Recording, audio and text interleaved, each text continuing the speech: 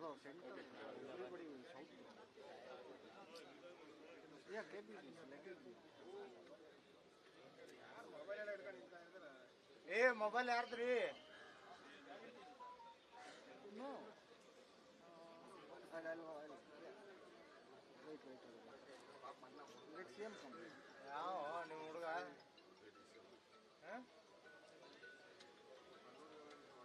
DCM both came. ಯಾರು ನಿಮ್ಮ ಹುಡುಗ?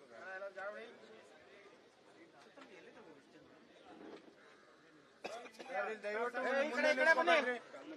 ಮುಂದೆ ನಿಲ್ಬೇಡಿ ಸರ್ ಇಲ್ಲಿ. ಕರ್ಕೊಳ್ಳಿ ಸರ್ ಇನ್ನು.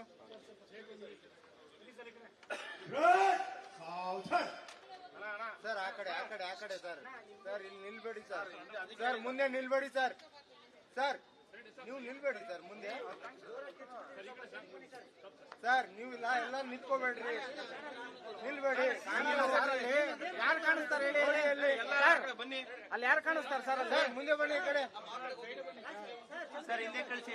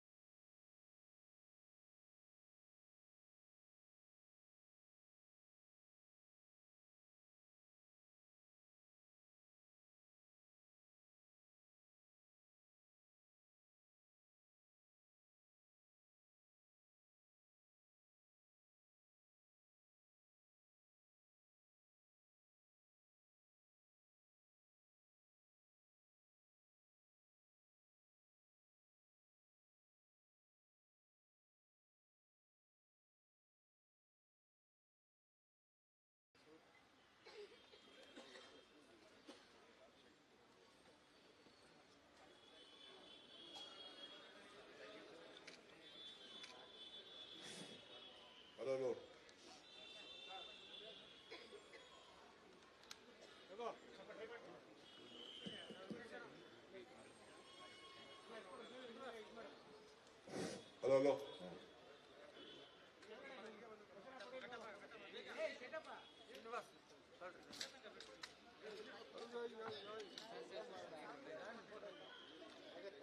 ಎಲ್ಲರಿಗೂ ನಮಸ್ಕಾರ.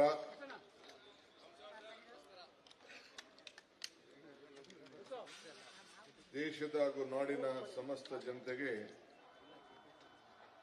77ನೆಯ ವರ್ಷದ ಗಣರಾಜ್ಯೋತ್ಸವ ಶುಭಾಶಯಗಳು.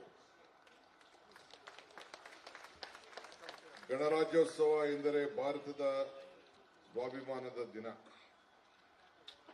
ಇಂದು ಜನವರಿ 26ರಂದು ಸಂವಿಧಾನವನ್ನ ಅನುಷ್ಠಾನಕ್ಕೆ ತಂದು ನಮಗೆ ನಾವೇ ಅರ್ಪಿಸಿಕೊಂಡಂತಹ ಒಂದು ಪವಿತ್ರವಾದಂತಹ ದಿನ.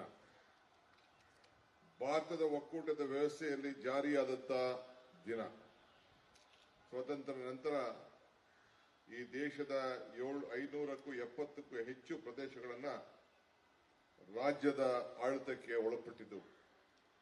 ಇದೆಲ್ಲವನ್ನ ಒಗ್ಗೂಡಿಸಿ ಈ ದೇಶವನ್ನ ಒಂದು ಮಾಡಲಾಯಿತು. ಭಾರತವು ರಾಜ್ಯಗಳ ಒಕ್ಕೂಟ ಎಂಬುದನ್ನು ಸಂವಿಧಾನದ 1ನೇ ವಿಧಿಯಲ್ಲಿ ನಾವೆಲ್ಲ ನೋಡಿದ್ದೇವೆ. ದೇಶದ ಸಂವಿಧಾನ ಪಿತಾಮಹ ಬಾಬಾ ಸಾಹೇಬ್ ಅಂಬೇಡ್ಕರ್ ಅವರು ಅನೇಕ ವಿಚಾರಗಳನ್ನ ನಮ್ಮ ಸಂವಿಧಾನದಲ್ಲಿ ತಿಳಿಸಿಕೊಟ್ಟಿರೋದು ನಾವೆಲ್ಲ ಅರ್ಪಿಸಿಕೊಂಡಿದ್ದೇವೆ. ಅವರು we are Indians firstly and lastly ಎಂಬ ಪದವನ್ನ ಮೂಲಕವಾಗಿ ನಾವು ಭಾರತೀಯರು ಎಂಬ ಒಂದು ಸಾರ್ವಭೌಮತೆಯನ್ನ ಎತ್ತು ಹಿಡಿದಿದ್ದಾರೆ. ಎಲ್ಲರನ್ನೂ ಒಳಗೊಂಡ ಸಮಾಜ ನಿರ್ಮಾಣವೇ ಸಂವಿಧಾನ ಹಾಗೂ ನಮ್ಮ ಸರ್ಕಾರದ ಆಶಯ. ಸಂವಿಧಾನವೇ ನಮ್ಮ ಧರ್ಮ. ಸಂವಿಧಾನದ ಆಶಯವನ್ನ ಸಾಕಾರಗೊಳಿಸುವುದು ನಮ್ಮ ರಾಜ್ಯ ಧರ್ಮ. ನಮ್ಮ ದೇಶದ ಗಣತಂತ್ರದ ವ್ಯವಸ್ಥೆ ಪವಿತ್ರವಾದ ಸಂವಿಧಾನವೇ ಅಧಿಪತಿ. ಅದಕ್ಕೆ ಈಗಾಗಲೇ ಉಸಿರಾಡಲು ಗಾಳಿ ಬೇಕು. ನಮ್ಮ ದೇಶಕ್ಕೆ ನಡೆಸಕ್ಕೆ ಸಂವಿಧಾನ ಬೇಕು. ಸಂವಿಧಾನವೇ ನಮ್ಮ ಪ್ರಜಾಪ್ರಭುತ್ವ ಆತ್ಮ. ಸಂವಿಧಾನವೇ ನಮ್ಮ ದೇಶದ ಆಸ್ತಿ. ಇವನ್ಯಾರವ ಎನ್ನುವ ಭೇದ ಭಾವ ಅಳಿಸಿ ಇವ ನಮ್ಮವ ಎನ್ನುವ ಭಾವನೆ ಮೂಡಿಸುವುದೇ ನಮ್ಮ ಸಂವಿಧಾನದ ಆಶಯ ಆಗಿದೆ. ಸಂವಿಧಾನ ಆರ್ಟಿಕಲ್ 14 ಮತ್ತು 18ರಲ್ಲಿ ಸಮಾನತೆ ಬಗ್ಗೆ ಹೇಳುತ್ತದೆ. ಇದರ ಜೊತೆಗೆ ಫ್ರೀಡಮ್ ಆಫ್ ಸ್ಪೀಚ್ ಮತ್ತು ಶಿಕ್ಷಣ ಹಕ್ಕಿನ ಬಗ್ಗೆ ಕೂಡ ಪ್ರತಿಯಲ್ಲೂ ಕೂಡ ವಿವರಿಸಲಾಗಿದೆ. ಇದು ಉದಾಹರಣೆಗೆ ಮಾತ್ರ ಸಂವಿಧಾನ ಪ್ರತಿ ಪುಟದಲ್ಲಿ ಜನಪರ ಆಚಾರಗಳು ವಿಚಾರಗಳು ಇವೆ. ಜಾತಿ, ಧರ್ಮ, ಸಂಪತ್ತು, ಅಧಿಕಾರ ಯಾವುದೂ ಇಲ್ಲಿ ಲೆಕ್ಕಕ್ಕೆ ಬರುವುದಿಲ್ಲ. ಕಾನೂನು ಮುಂದೆ ಎಲ್ಲರೂ ಕೂಡ ಒಂದೇ ಎಂದು ಸಂವಿಧಾನ ಹೇಳುತ್ತದೆ. 75 ವರ್ಷಗಳ ಹಿಂದೆ ಬಡತನ, ಅನಕ್ಷರತೆ, ಹಸಿವು ಸಮಸ್ಯೆಗಳು ದೇಶದ ಬಹಳಷ್ಟು ಕಾಡುತ್ತಿತ್ತು. ಆದರೆ ಈಗ ಚಿತ್ರಣ ಸಂಪೂರ್ಣ ಬದಲಾಗಿದೆ. ನಮ್ಮ ಪಕ್ಷ ಹಾಗೂ ನಮ್ಮ ಸರ್ಕಾರ ಜಾತಿ, ಧರ್ಮ ಭೇದವಿಲ್ಲದೆ ಸಂಪತ್ತು, ಅವಕಾಶಗಳು ಮತ್ತು ಅಧಿಕಾರಗಳ ಸರ್ವರಿಗೂ ಸಮಪಾಲು ಕಲ್ಪಿಸಿದೆ. ಹಿಂದೆ ನಮ್ಮ ಕಾಡುತ್ತಿದ್ದ ಎಲ್ಲ ಸಮಸ್ಯೆಗಳು ಮೆಟ್ಟಿ ನಿಲ್ಲುವ ತಾಕತ್ತು ಈಗ ನಾವೆಲ್ಲ ಹೊಂದಿದ್ದೇವೆ. ವಿಶ್ವ ಮಟ್ಟದಲ್ಲಿ ಭಾರತದ ವರ್ಚಸ್ಸನ್ನು ಎತ್ತರಕ್ಕೆ ತೆಗೆದುಕೊಂಡು ಹೋಗುತ್ತಿದ್ದೇವೆ. ಇವೆಲ್ಲವೂ ಸಾಧ್ಯವಾಗಿದ್ದು ಸಂವಿಧಾನ ಆಶಯಗಳ ಸಮರ್ಪಕ ಜಾರಿಯಾಗಿದೆ.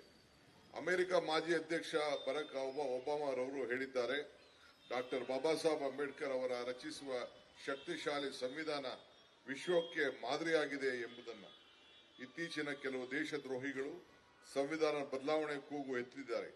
ಇದನ್ನ ಪ್ರಜಾಪ್ರಭುತ್ವ ವ್ಯವಸ್ಥೆಯನ್ನ ಪ್ರೇಮಿಗೊಳಿಸಲು ಒಕ್ಕೂರಿನಿಂದ ಖಂಡಿಸಬೇಕಾಗಿದೆ. ಇದಕ್ಕೆ ನಾನು ಧ್ವನಿಗೂಡಿಸುತ್ತಿದ್ದೇನೆ. ದೇಶದ ಇತಿಹಾಸದಲ್ಲೇ ಮೊಟ್ಟ ಮೊದಲ ಬಾರಿಗೆ ಇಂಡಿಯಾ ಒಕ್ಕೂಟದ ಎಲ್ಲ ಸಂಸತ್ ಸದಸ್ಯರು ಅನೇಕ ನಮ್ಮ ನಾಯಕರುಗಳು ಸಂವಿಧಾನದ ಪ್ರತಿ ಹಿಡಿದು ಪ್ರಮಾಣ ವಚನ ಸ್ವೀಕರಿಸಿ ಮಾಡಿದ್ದು ನಾವೆಲ್ಲ ಗಮನಿಸಿದ್ದೇವೆ.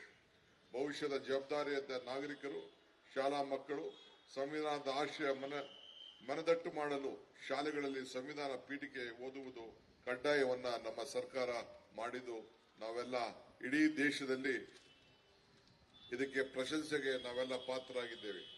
ಈ ಮೂಲಕ ಸಂವಿಧಾನದ ಆಶಯ ಮಕ್ಕಳಿಗೆ ಬಾಲ್ಯದಲ್ಲೇ ಪರಿಚಯ ಮಾಡುವ ಗುರಿ ಈ ನಮ್ಮ ಸರ್ಕಾರದ್ದು.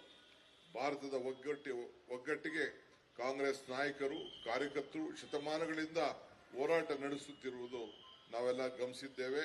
ತಾವು ಕೂಡ ಇದರಲ್ಲಿ ಭಾಗಿಯಾಗಿರುವುದು ಪ್ರಶಂಸೆಯಾಗಿದೆ.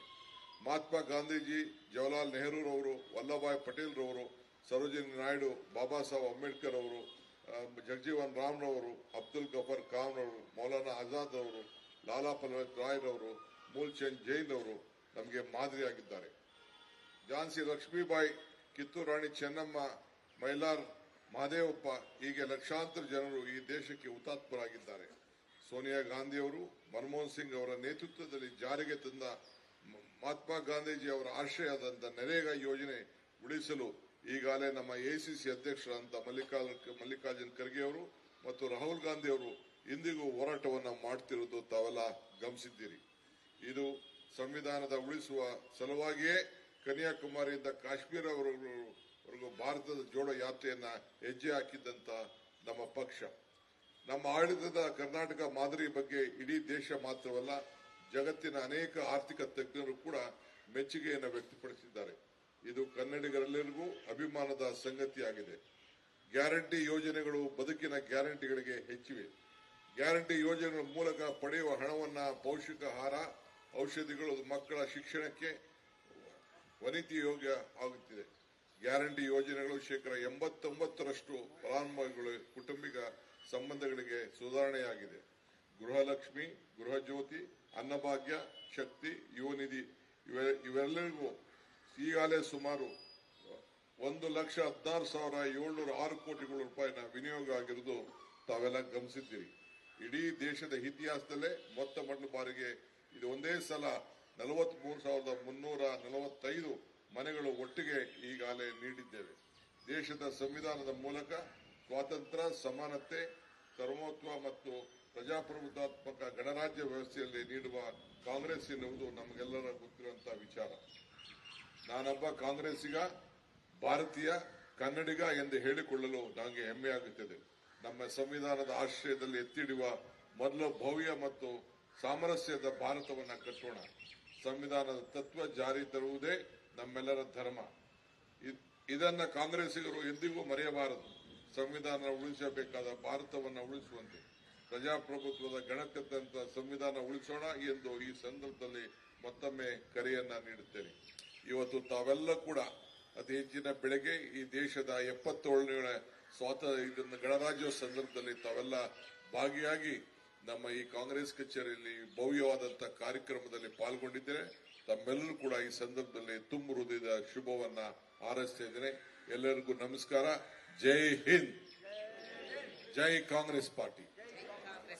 गुड, सावधान, एक साथ राष्ट्रगान शुरू करेंगे। जनगण मन अधिनायक जय हे भारत भाग्य विधाता, पंजाब सिंधु गुजरात मराठा द्राविड उच्चल वंगा, विंध्य हिमाचल यमुना गंगा उच्चल जलधि तरंगा, तव शुभ नामे जाहे तव शुभाशिष माहे, गाहे तव जय गाता, जनगण मंगलदायक जय हे भारत भाग्य विधाता, जय हे जय हे जय हे जय जय जय जय हे। आजाद हिंद जिंदाबाद, कौमी नारा, वंदे मातरम। धन्यवाद। ನಾಳೆ ಬೆಳಗ್ಗೆ विश्राम। ನಾಳೆ ಬೆಳಗ್ಗೆ ನಮ್ಮ ನರೇಗಾ ವಿಚಾರದಲ್ಲಿ ಇಡೀ ದೇಶದಲ್ಲಿ ಒಂದು ದೊಡ್ಡ ಹೋರಾಟವನ್ನು ಪ್ರಾರಂಭ ಮಾಡಿದ್ದೇವೆ. 27ನೇ ತಾರೀಕು 10 ಗಂಟೆ ಅಲ್ಲ, 10:30 ಗಂಟೆಗೆ ನಮ್ಮ ಎಐಸಿಸಿ ಪ್ರಧಾನ ಕಾರ್ಯದರ್ಶಿಗಳು ಕೂಡ ಬರ್ತಾ ಇದ್ದಾರೆ. ಫ್ರೀಡಂ ಪಾರ್ಕ್ ನಲ್ಲಿ ರಾಜಭವನ್ ಚಲೋ ಹಮ್ಮಿಕೊಂಡಿದ್ದೇವೆ. ಇದು ನಾವೆಲ್ಲ ನಮ್ಮ ಮಹಾತ್ಮ ಗಾಂಧೀಜಿಯವರ ಹೆಸರಿನಲ್ಲಿ ಪ್ರಾರಂಭ ಮಾಡುವಂತಹ ಒಂದು ಐತಿಹಾಸಿಕ ಹೋರಾಟ. ಇದರಲ್ಲಿ ತಾವೆಲ್ಲ ಕೂಡ ತಪ್ಪದೆ ಬಂದು ಭಾಗವಹಿಸಬೇಕು. ವಿಶೇಷವಾಗಿ ಬೆಂಗಳೂರು ನಗರದ ಎಲ್ಲ ಶಾಸಕರಿಗೆ ಈ ಜವಾಬ್ದಾರಿಯನ್ನ ನಾವೆಲ್ಲ ಅರ್ಪಿಸಿದ್ದೇವೆ. ದಯವಿಟ್ಟು ತಾವೆಲ್ಲ ಬಂದು ಈ ಹೋರಾಟದಲ್ಲಿ ಭಾಗವಹಿಸಬೇಕು, ಏನೇ ಕೆಲಸದಲ್ಲಿದ್ರೆ ಅಂತ ಹೇಳಿ